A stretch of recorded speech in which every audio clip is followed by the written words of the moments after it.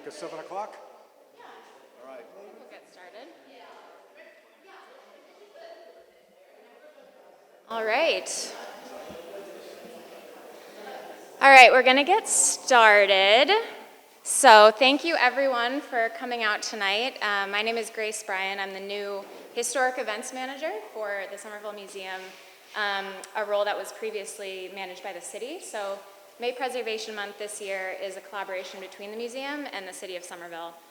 So really excited to be here, really excited to have all of you for this last official event of May Preservation Month.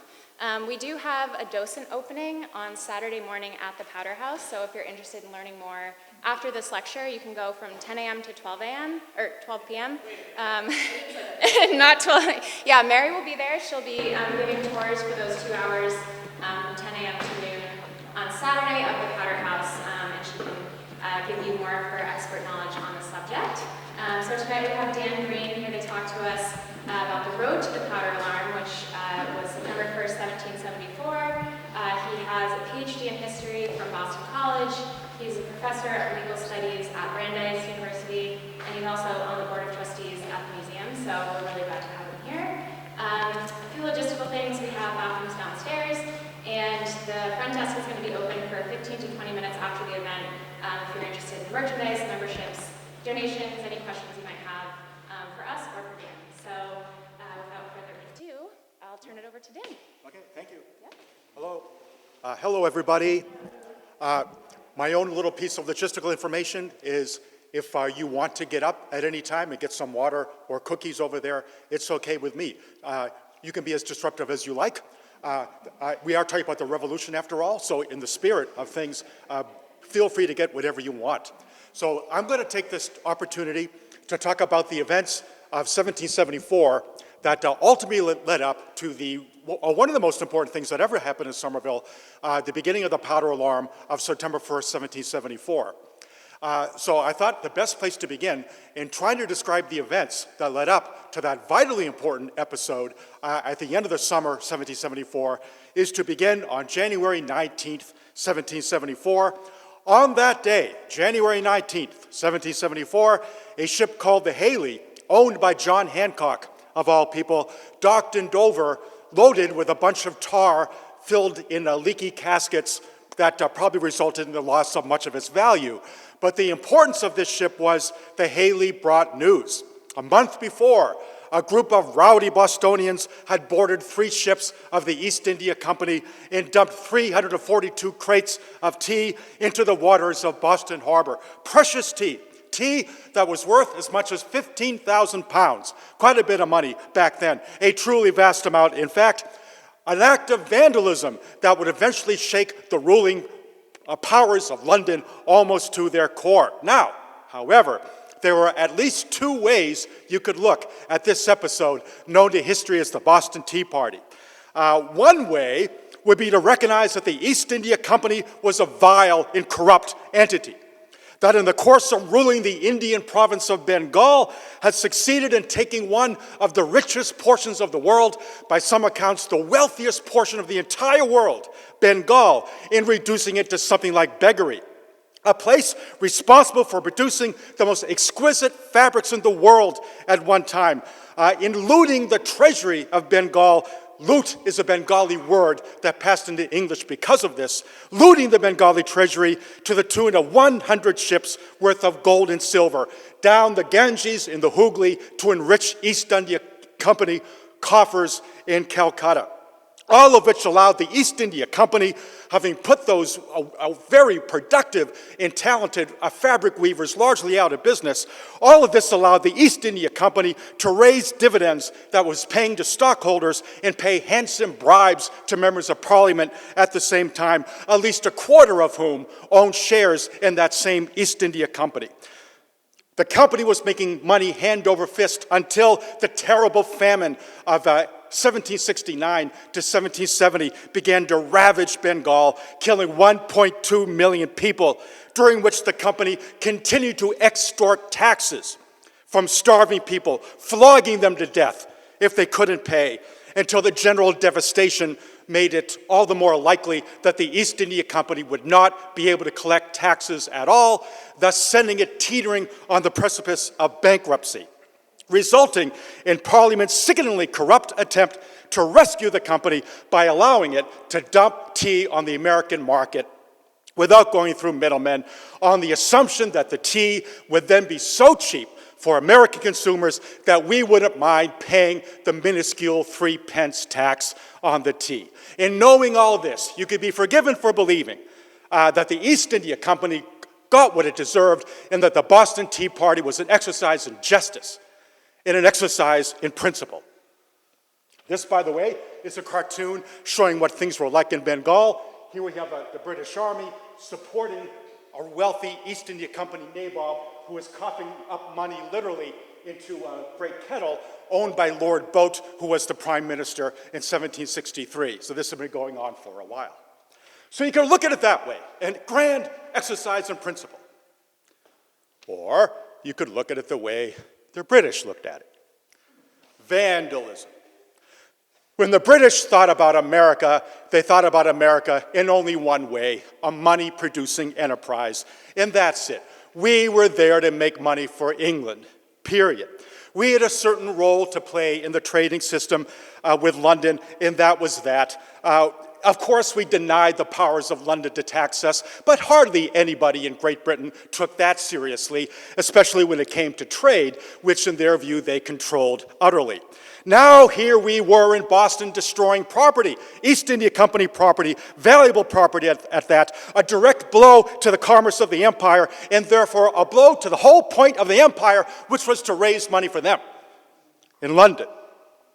Now, many years later, Britain would have a new empire, and they would tell themselves a story of a civilizing mission. And Africa and Asia were going to make life better for everybody. That's the story they told themselves. They didn't even bother telling that story in the 1770s. We were there just to make money, and that's it. So when we destroyed that tea, I speak, strangely enough, in the first person plural, even though I wasn't there. But we were, after all, Americans. But when we destroyed the tea, that, of course, meant that we had to be punished.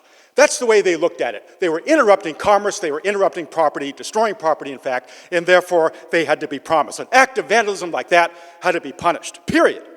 Only a statesman of genuine vision could have seen beyond that assumption and devised some wise policy that, in the end, might have appealed to American moderates, kept the peace, had tensions simmer down, thus keeping the empire intact, a way to meet halfway the demands of the colonists. And despite the anger they felt about the destruction of the tea, look at things in the big picture. The need to keep the empire intact by appealing to moderates and letting tensions begin to diminish. But Britain was not ruled by statesmen of genuine vision, not in 1774. Britain was ruled, for example, by that guy, Lord Frederick North, eventually the Earl of Guildford, although nobody calls him that. Member of the House of Commons from the family borough of Banbury, Lord North was very good at certain things. He could hold a rough coalition of Parliament together very well. He did that for 12 years, a record at the time, not bad. He was excellent at Latin. He learned it at Eton, got better and better at it as the life went on. He did not drink too much. That's pretty good. He gave lots and lots of speeches. He's good at giving speeches. And although he wasn't rich, he was generous with that little money he had. In many ways, an admirable fellow. I think he suffers a bit from that portrait by a guy named Nathaniel Dance Hollard. If you've seen the Kate Middleton portrait and the King Charles portrait, maybe this is better than that, but it doesn't show him to very good advantage. The problem with Lord North was he had next to no imagination. He couldn't see things in the big picture. He was very good at sleeping. There are many stories of Lord North falling asleep in the House of Commons during a debate, sometimes very contentious debates. That great friend of America, Edmund Burke, we'll meet him in a little while, noticed Lord North sleeping once during a debate while Burke was talking, and he pointed at Lord North and he said, I hope that the government, like Lazarus, is not permanently dead, but only temporarily. Now and then he only seemed to be dozing. One day he seemed to be sleeping while somebody was going on in the House of Commons, and the member got frustrated, pointed at him, "Wait, why is he sleeping? Why is he sleeping?" And North said, "I wish to God I were." He was only dozing. At any rate, for all his talents, practical talents, addressing the Tea Party required tact and imagination, and he didn't have that, and that was his problem. If things were going to die down in Massachusetts, someone needed to find a way to isolate radicals like Sam Adams and appeal to whatever moderates were left in Massachusetts, to bring things down to a manageable level. But that's not the way they thought about things.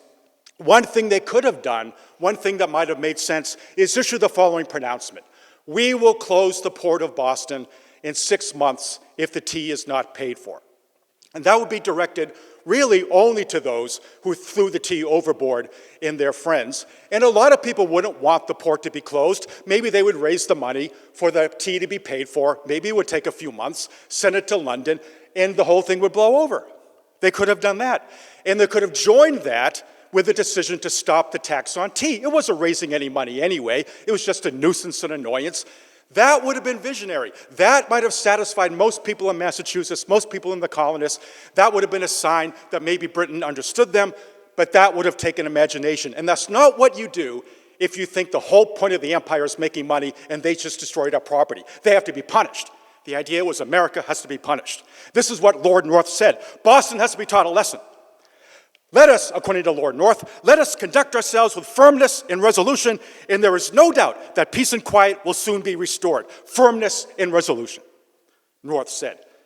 Now, why was he so sure of that? That all you had to do was take a stick and forget the carrot? Why did he think that? And the reason is, that, by the way, is the king. We'll get back to him. And the reason is that the British government, when things would go wrong in a town or city in England, was accustomed to sending in the troops and levying some kind of a financial penalty on people who were rioting and causing severe disorder. So when Lord North was thinking about America, and he actually talked about this to his cabinet, the thing that he said this was like, the situation that was risen in his mind as a point of comparison, was the Porteous riots, which used to be famous, but a lot of people don't study them anymore. And the Porteous riots took place in 1736. And here's what happened there. And that episode takes place in Edinburgh, Scotland. A widely disliked soldier named Captain John Porteous had ordered his men to fire into a crowd of protesters. 11 residents of Edinburgh were killed. Tragedy. Porteous, captain of the British Army, was promptly arrested, charged with murder. The promise was he would be put on trial, but then after a few days, it looked as if the authorities were going to go easy on him. And when word began circulating in Edinburgh that maybe Porteous would not have to pay for these crimes of his, giving orders that killed 11 people, a mob gathered in Edinburgh, and they charged into the jail where Porteous was being kept, and they hauled him out of jail. And they brought him to a central place in Edinburgh, and there they hanged him dead. And when they were done with that, they took him down, and then they put him back up and hanged him again. And when they were done with that, they took him down, and they decided they'd set him on fire. But the body wouldn't burn. So guess what they did? They hanged him again. They hanged him for a third time. This, of course, was an outrage. They had taken this poor guy without a trial and murdered him. Naturally, London was upset. They sent in the troops. They levied a tax of £2,000 that the powers that be in Edinburgh had to pay. And after they did that, after they showed the stick, things calmed down in Edinburgh. So that's what they're going to do in Boston. It would not have occurred to Lord North that there might have been a distinction between Boston in 1774 and Edinburgh in 1736. There were distinctions. It just didn't occur to them. So instead of deciding that we'll close the port unless you pay, Lord North and his people around him, those who were talking about all this, gathered here. This is a St. James Place in London. And they began to make their plans about what to recommend. And the first thing they decided was, we're going to close the port first. And we'll keep the port of Boston closed until somebody pays the £15,000. Just about the only thing allowed in Boston would be firewood. Closing the port was something they figured would be easy to do, cheap to do. You just need about 3 frigates to patrol Massachusetts Bay, and you could keep anything from going in and going out. And then they began to discuss other things. We'll punish these Bostonians. They won't forget this. We'll move the government from Boston, where it had long been. Now, nothing about that was going to appeal to moderates. That was going to play into radicals' hands. Look, they're punishing us for trying to stand on principle. But that didn't bother the Lord North. And what made things worse was at the very same time that North and his fellow cabinet members were planning the punishment of Boston, who should arrive in London but that guy there, General Thomas Gage, who for several years had been commanding British forces in North America from his base in New York. Gage knew something about New York. He lived there. He knew nothing about Boston. He'd been to Boston once in over 20 years in North America, and that's it. When he thought about rebels and what to do about rebels, he thought about the Scots. Because Gage had been at the Battle of Culloden in 1745. We showed those Scots what's what, and then he was involved in the clearances, the terrible Highland clearances that followed Culloden. Well, that worked. The Scots stopped rebelling after 1745. Why won't this work in Boston? A firm hand. You might be saying to yourselves, it might be a good idea to find out if Boston in 1774 was kind of like Scotland in 1745. But you weren't in London, so your opinion so far is worthless. Don't worry, because our opinion in 1774 was worthless too. We're all in good company. Bostonians, according to General Gage, were very meek, more lambs than lions. A strange thing to say for somebody who'd only been to Boston once. And the bad thing was Gage went to meet with George III. And now Gage was talking to George III. You just show a strong fist and they'll toe the line. They will. 4 regiments of the British Army were scheduled to sail for America. Gage persuaded the king to direct them to Boston. That's all we need. A show of force, everything will die down. This was absurd. Why was it absurd? Because the British had tried this before. They tried it in 1768. They sent troops then. The result, catastrophe, the Boston Massacre. It made a bad situation worse. Now they're going to do the same thing again. That's one bad thing. The other bad thing is, what could those troops possibly do in Boston? If you knew anything about Boston, you would know it was probably the least defensible place in America. Just take a look at the map. Something that generals kind of ought to do now and then. If you look at Boston, here it is. That's where the troops are going to go. Boston is surrounded by hills up there in Charlestown, Breed's Hill, for example, Dorchester Neck. Those were significant heights very close to Boston, just in the south. And for that matter, look at what is mislabeled part of Winter Hill. That's actually Prospect Hill, not too far away from where we are. Anybody with cannon of any range who put them here or here would force the surrender of Boston within a 48-hour period. And Gage should have known that. But of course, he had only been to the place once and hadn't thought much about it, but that didn't stop him from giving the advice that he gave. Meanwhile, the cabinet kept deliberating. This is kind of a better map. It's kind of, orientation is strange, but there's Boston. And Prospect Hill is right about here and where, somewhere about there on the map. That's the Pelham map, a very good one that was actually made during the siege. So now the cabinet kept deliberating. Now we've got talk not only of closing the port until the tea was paid for, not only moving the seat of government away from Boston to punish the radicals, not only sending the troops. Now there was talk about something else. Suspend the Massachusetts Charter, which had been given to us in the late 17th century, provide that there would be no town meetings except for once a year without the permission of the governor, make Thomas Gage a general, the new governor of Massachusetts, and not only that, provide that Gage himself would appoint the judges, appoint the sheriffs, and there would be no juries unless the sheriffs appointed by the governor appointed them, that is, the juries. In other words, centralized legal power in the governor's hands. To all intents and purposes, Massachusetts was about to be put under military rule if this actually happened. But very calmly, North and the people around him discussed this, and they finally came to one last decision. The Governor's Council, a precious tradition of Massachusetts, one that outlived its usefulness about 150 years ago, but we still have it, The governor's council, long been appointed by the general court, would now be appointed by General Gage himself on the recommendations of the king. Nothing this bad had been seen in Massachusetts since the bad old days of Governor Andros, back in the last decade of the 17th century. The charter was now being suspended. And to be fair to them, as bad as all this is, it's not as bad as some of the history books say. You've all heard about the Quartering Act. Oh no, they're going to put British troops in our homes. That's not what the Quartering Act actually said. Quartering Act wasn't really that bad. It simply said that if there's a vacant building, here are better procedures that will allow troops to stay there. But the details were lost in the shuffle. What actually was bad enough about this was everything else I described. This was a monstrous attack upon the traditional liberties charter of Massachusetts. They are known together as the Coercive Acts.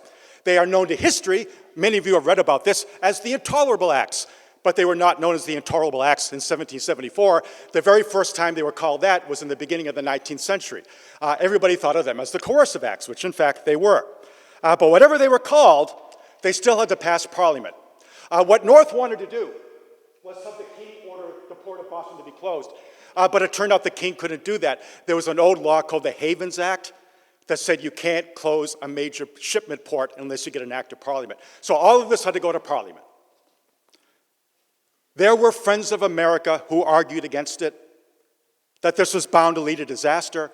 This is going to alienate all our friends in Massachusetts and America. But they were drowned out by Lord North and his supporters, including a member of Parliament named Charles Van. Now, has anybody ever heard of him? Charles Van? They heard of him in 1774. Charles Van hated America. And he's a member of Parliament, pretty significant guy at the time. As far as Boston went, Charles Van said in Parliament, the city should simply be destroyed. Demolish it forever, that is my opinion. Because Bostonians, and Americans in general, are treasonous, dishonest by nature. Van also said, the town of Boston should be knocked about the ears, and you will never hear obedience to the laws in America until you have destroyed that nest of locusts. In other words, us. Now imagine how Bostonians would read that, because that got in the paper, that would eventually get to Boston and America. These people don't understand us anymore. We have to do something about this. Well, there were a few statesmen in Parliament who knew better. Even in the Parliament of 1774, miraculously, there were a few people who actually had a bit of sense about them. And one of them was Edmund Burke, the great Burke. You will lose America, he told Lord North. And he was right. Didn't do any good. The Duke of Lennox in the House of Lords fought a brave rear guard action against the Coercive Acts, speaking eloquently against them. He said, this will lead to a war that will bankrupt the kingdom. As usual, these voices of reason got nowhere. And how could they get anywhere when, as everybody knew, the King of England, George III, had 20% of Parliament in his pocket. He was paying them bribes on a monthly basis out of his sweet £800,000 annual retainer that he got from Parliament. They would vote as he bid, and they did. The Coercive Acts passed in May, and by that time, General Gage, who had been advising everybody that Americans would never fight, had already set sail for Boston. Now, while we were on the subject of King George, I did want to point out that there were some good things about him, and this picture actually expresses some of them. There's the king right there. Kind of looks like Lord North. And there were people at the time who thought they might have had the same thought. But that's probably not true. Just vicious gossips. We shouldn't listen to them. Woe be to the person who even repeats that. But he was deeply in love with Queen Charlotte, treated her very well. He really liked all his children, except for one. And the child he didn't like was a horrible person anyway. That was the man who eventually became King George IV. Here's how the Duke of Wellington described King George IV as he would be, Prince George then. According to the Duke of Wellington, a very good judge of character, Prince George was the worst man I ever fell in with in my life. The most false, the most ill-natured, the most lacking in any redeeming quality. So I think it's okay that the king didn't like him. King George III liked science. He supported science. When William Herschel discovered the planet Uranus, he actually named the planet after King George. It's going to be the Georgian star. Didn't stick, but it just shows you that the king was well regarded among scientists. That's a good thing. But my favorite thing about King George III is this. He was considerate to his servants. His favorite palace was Kew Palace in London, but he was so considerate of his servants that when he wanted to take a bath, he would leave the beautiful main house and walk over to the kitchens, because he didn't want the servants to have to bring hot water all the time from the kitchen to the main house. He didn't want them walking around like that. So he would take his bath in the kitchens. Wonderful fellow. And to be fair to Lord North, this is important. It is only proper to point out that we know that these coercive acts were not going to work, and they were going to lose America because of them. But we do need to point out that at almost the same time, unrelated to the Boston Tea Party, the British Parliament did pass another law that was very, very good.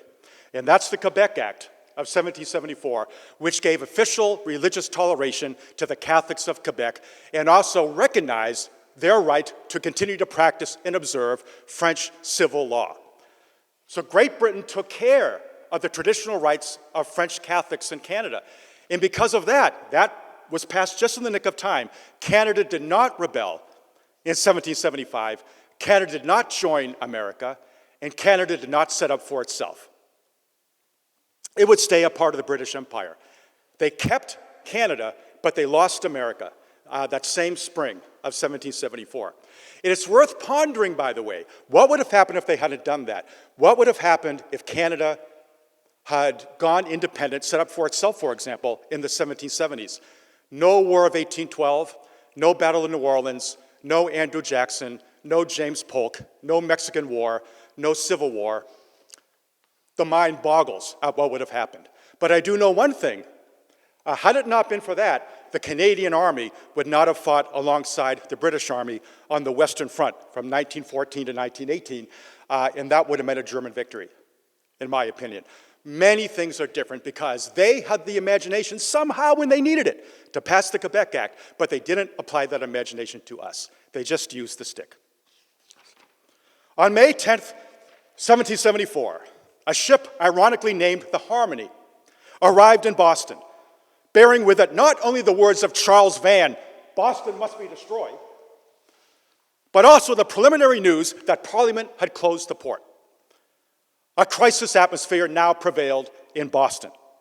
They had a special meeting at Faneuil Hall. There's the way it used to look. What should we do? Even if Bostonians were to pay £15,000 for the tea, even if they were to decide to do that, how long is the port going to be closed? Let's vote on the money right now. It's 6 weeks across the Atlantic. Then you got to wait for Parliament to reopen the port. Then it's 6 weeks more while they get news back to us. This was a disaster that the port was simply closed without giving them a preliminary chance to pay for the tea first. What would we do? In the special town meeting at Faneuil Hall, there was a resolution that British trade ought to be boycotted utterly, and that the rest of the colony should be invited to boycott British trade as well. Things were now beginning to get out of hand. Paul Revere was sent down the road to Philadelphia in New York to begin pressing for action, unified action, to boycott British trade because of the enormity of this crisis. Many at Faneuil Hall voted against that, showing that there were moderates that could have been appealed to by more carrot and less stick. If only anybody in London cared to do something about it. Then, a few days later, May 17th, Gage arrived in Boston on the HMS Lively. He got out on Long Wharf, reviewed the assembled militia on the way to the old State House. He was dismayed when that guy, John Hancock, didn't salute him, even though Hancock was part of an honor guard. Hancock, by the way, very popular, was elected to the General Court that May by a vote of 536 to nothing. Gage was then treated to the usual dinner at Faneuil Hall. The only negative moment came when the time came for toasts. Gage voted a toast to his predecessor, Thomas Hutchinson. Everybody hissed. But that was the only really bad things that happened. Gage brought news, not just that, as Bostonians already knew, the port of Boston was closed, but also that the seat of government would now be moved. So everybody now knew that the new legislature would not meet in Boston. It was going to be in Salem. And then once that news was spread, Gage sat around, did nothing much. He was not the first administrator to figure out that after talking a big game, once you're actually in power, it's difficult to know just what to do to diffuse this situation. He kind of thought with time, well, maybe things will quiet down, especially when the troops arrived, and they were going to arrive pretty soon, those 4 regiments. But what he didn't know was time was not on his side anymore, because the more time went by, the more colonists would have the time to prepare non-importation and boycott measures against Great Britain, time to organize and maybe even to talk politics through a Congress.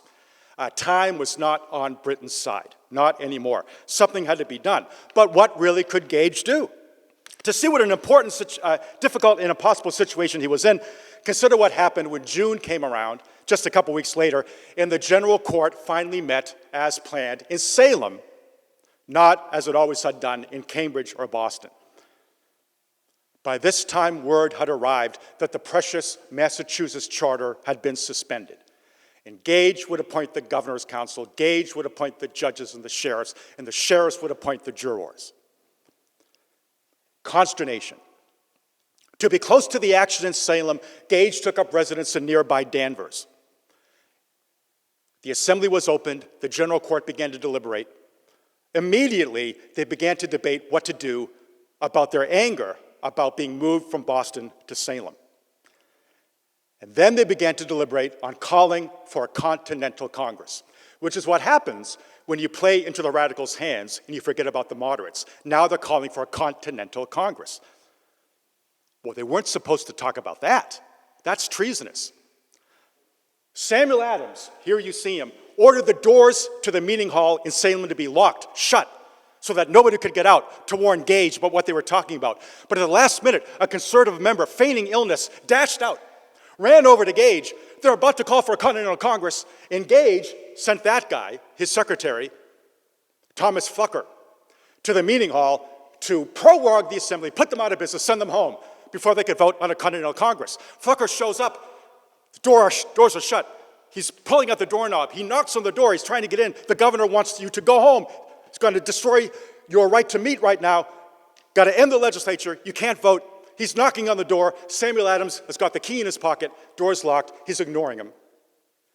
And they voted 150 to 12 to call for all colonies to stop importing goods from Britain. And then they called for a Congress, a Continental Congress, voting to send the 2 Adams, John and Samuel, to attend it, along with Robert Treat Paine and Thomas Cushing.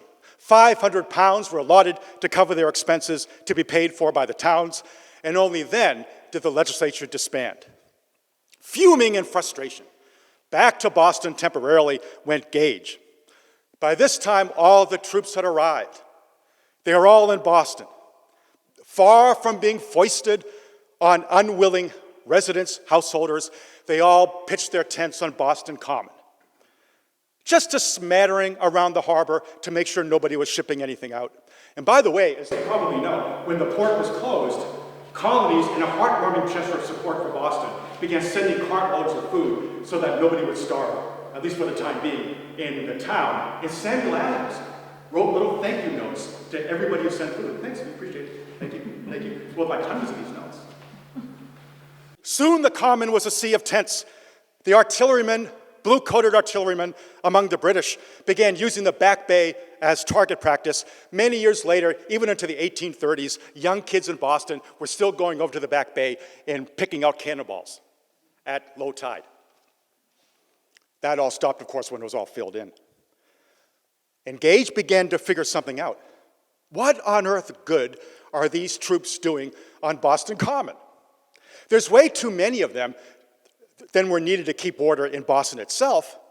Way too few of them if what they were supposed to do is intimidate, overawe the people of Massachusetts in general. As Gage should have known, but as he was about to find out, if Massachusetts wanted to, they could summon from surrounding towns as many as 20,000 militia members, outnumbering British troops in Boston at least 5 to 1. If he were to march out of Boston, who knows what might ensue? And now here he is stuck in this chokehold of the town of Boston.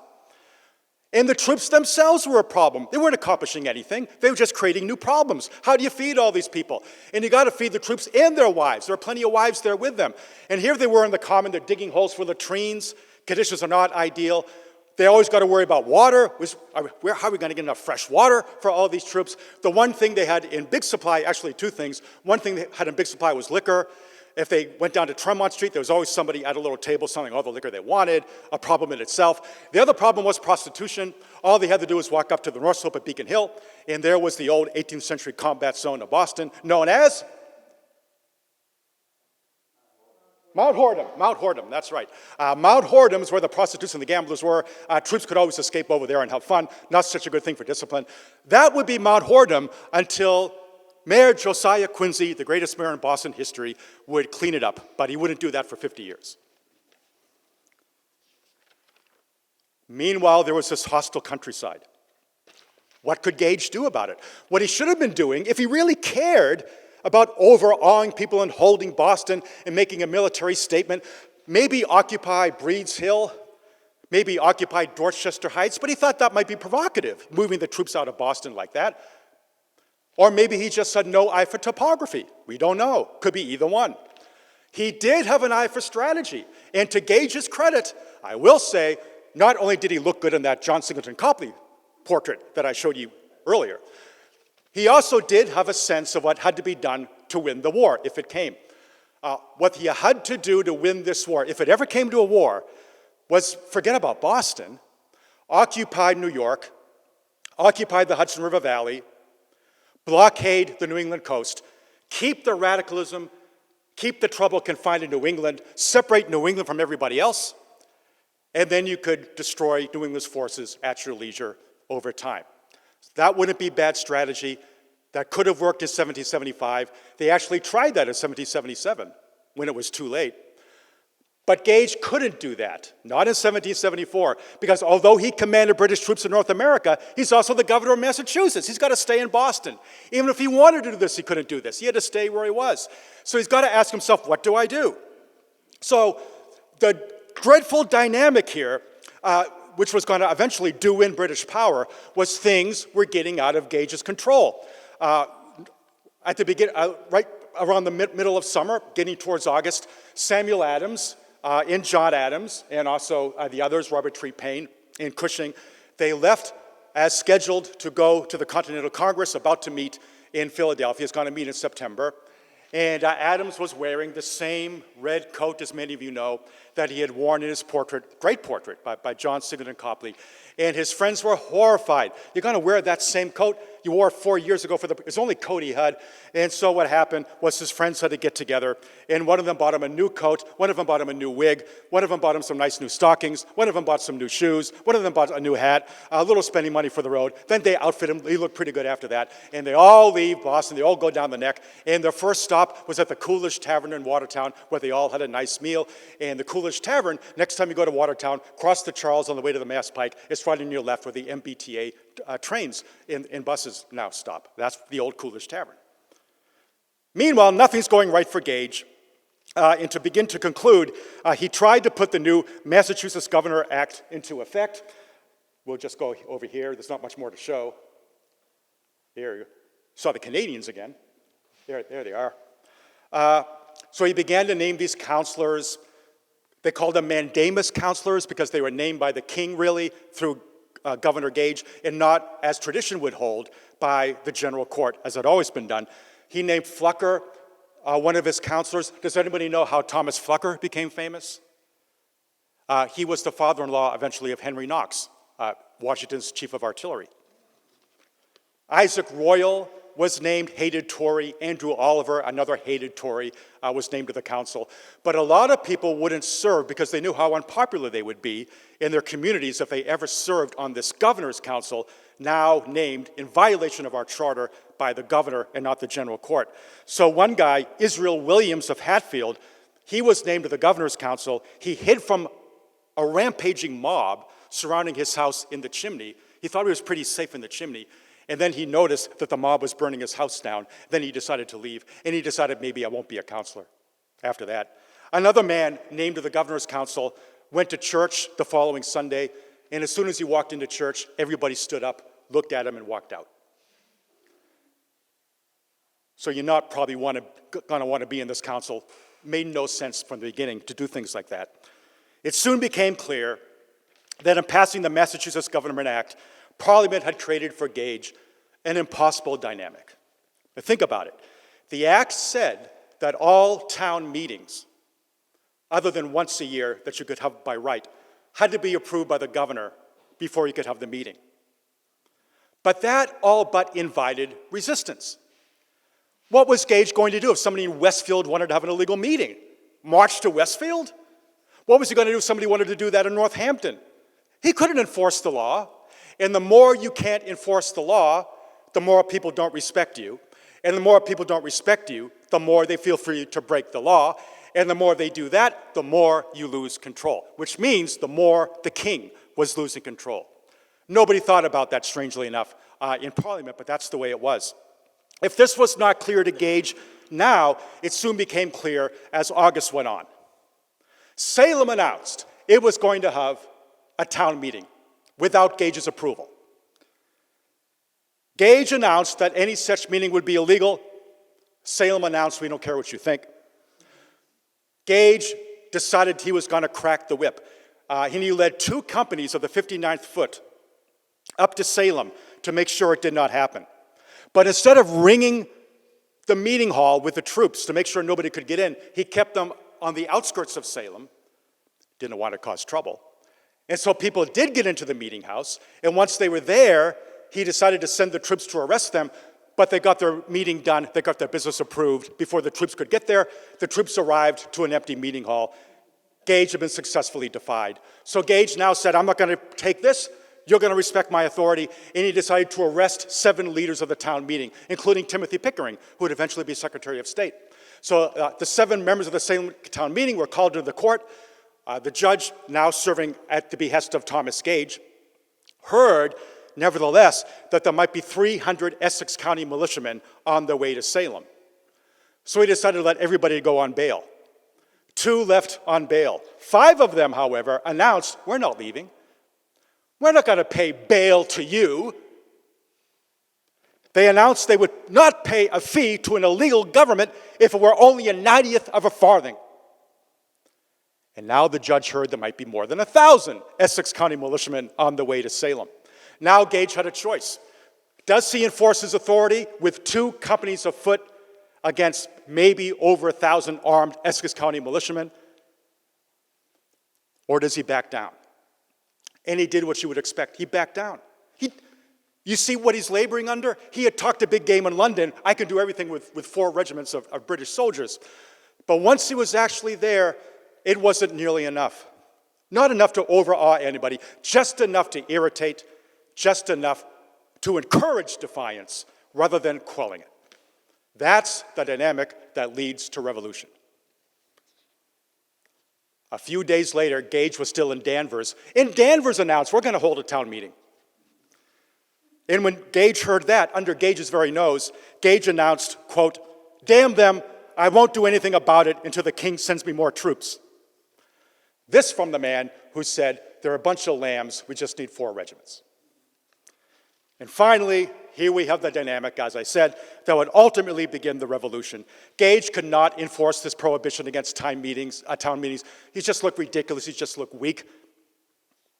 But another power he had was to enforce and appoint judges. He could certainly appoint judges. He had that power now in Massachusetts. But what if you were living far outside of Boston? And what if you didn't recognize a Gage-appointed judge or a judge serving at Gage's pleasure? What if you didn't like living in what was now something close to a military dictatorship? What you could do is what the good people of Berkshire County did on August 15th, 1774. And next time you're in Great Barrington, give a nod to the people of Berkshire County. They decided they weren't going to recognize these judges, appointed in violation of the charter, the precious charter. So on the day court was going to be held, August 15th, 1774, the people of Berkshire County went down to Great Barrington, and they went into the courthouse, and they literally filled every square inch of the corridors so no judge could get in. And what do you call that? That's revolution. Here we go. What's Gage going to do that? The answer about that is nothing. It's Great Barrington. What is he going to do about Great Barrington? Did he ever know that Massachusetts wasn't just everything between the North End and Boston Neck? One wonders. But now put yourself in Gage's shoes as we conclude. Royal authority was now ceasing everywhere except where those tents were pitched on Boston Common. Gage was now feeling very frustrated. What could he do about this? He was on a precipice. He had to do something, anything. It is now the end of August, 1774. He had to do something to regain the initiative. Massachusetts was slipping away from him. So what would he do next? And that's because the answer is the powder law, which is a few months later. All right, now are there any questions or comments? Go ahead. Just as a point of observation, Boston was the second largest community in the New World, in the colony. Philadelphia had 40,000, Boston had 16, New York had 12, and Charleston had 8. Those were the 4 points of entry into the New World, in English part of the world. Mm-hmm. That's right. Yes, go ahead. So, I stopped in the middle, I had a meditation in the middle of this where you're building up to the passage of the law, right, the coercive acts? Yeah. All of that because of the Tea Party? That's right. The Tea Party spurred the coercive act. It would have been unthinkable without that. The Tea Party was a big deal. It deserves the paramount place it has in our history. And again, one of the bad things about it was everybody's assuming the tea cost 50,000 pounds. You pay the 50,000 pounds and maybe we forget the whole thing. But nobody in Boston would be sure of that. What if they come up with 15,000 pounds? What if a bunch of insurance companies say, no, we lost some too, you're not taking that into account? What about shipping costs that maybe weren't taken into account? They never got a precise figure that they knew they had to pay, and they certainly didn't have a timeline. They were just told the port is closed until you pay. And the only sign that maybe something would be done about that was Benjamin Franklin. Benjamin Franklin was still in London. He offered to pay for the tea. He said, I'll pay for the tea, or I'll raise some money to pay for the tea. And luckily Cooler had told you can't do that. You'll be the least popular man in America if you do that. Not after this, not after the coercive acts. And Samuel Adams said, that just goes to show that Benjamin Franklin was a great scientist, maybe a bungler as a politician. I think that probably was unfair. Go ahead, yes?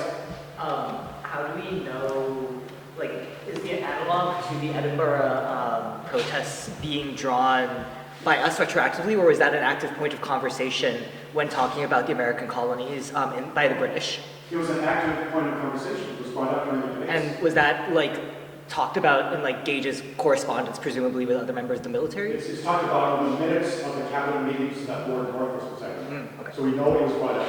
We know it was thought to be an example of how you keep order.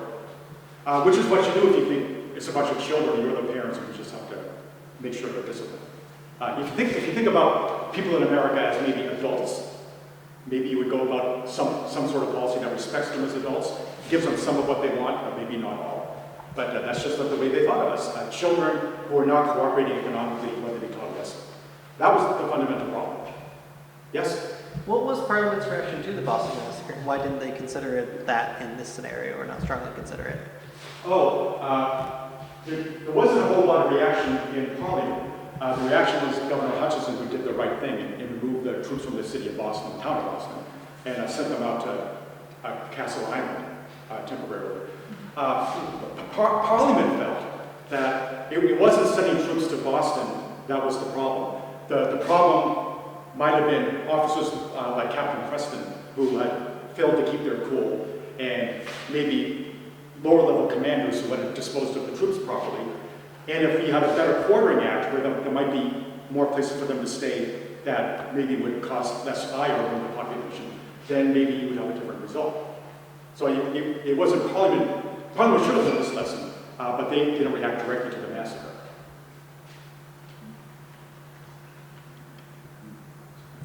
What time is it? Is it about 8? Okay, well, I guess we're about at the closing time. Yeah, we're all set. I'll just thank everyone again for coming. This is part 1. If you're interested 2, which is the powder alarm. Again, you can come at 10 a.m. to noon on Saturday. We're going to have some tours this Saturday, and then we have a big event September 1st this year, the 250th anniversary. So we're in the planning stages for that right now. We have little save the date reminders. You can take one at the front desk. And we'll be here until about 8:15 if you have any questions. Again, merchandise is, we have the gift shop open, our gift shop, and memberships. And yeah, again, thank you for being here. Really appreciate it.